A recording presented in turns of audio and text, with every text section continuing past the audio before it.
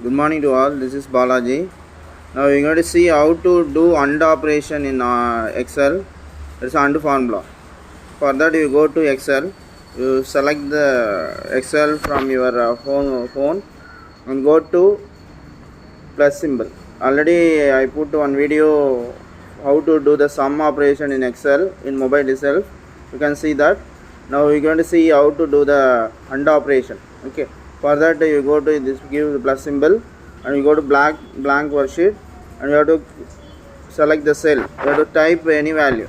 You mostly AND operation and OR operations are zeros and one.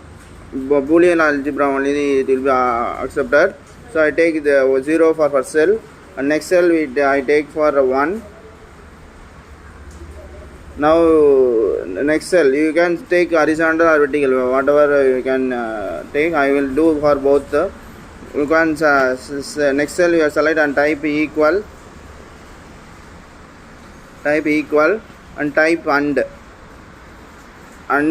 gate. You know that AND operation. Okay, the AND and open the bracket and select the first cell and put comma and select the next second cell and close the bracket and put okay. Here see here 0 and 1 we get false. We can take I change this to 1, we get true. So here also I change this to 0, we get false. I give more than one value, it always shows true. Okay, so only AND operation will be work on for boolean values only. Similarly, we can do for vertical also. So here I taken this year, I taken as 1 year, and here also I taken as 1 year. So here I put AND, put AND, A and D and open the bracket, and select the first cell and comma and put second cell and close the bracket. We put we getting true value. Both are value having more than 1. So we put 0 means we'll get true false value. So similarly we can track for all the values. We'll select the cell and we have to fill. Select the cell and we have to fill. So we can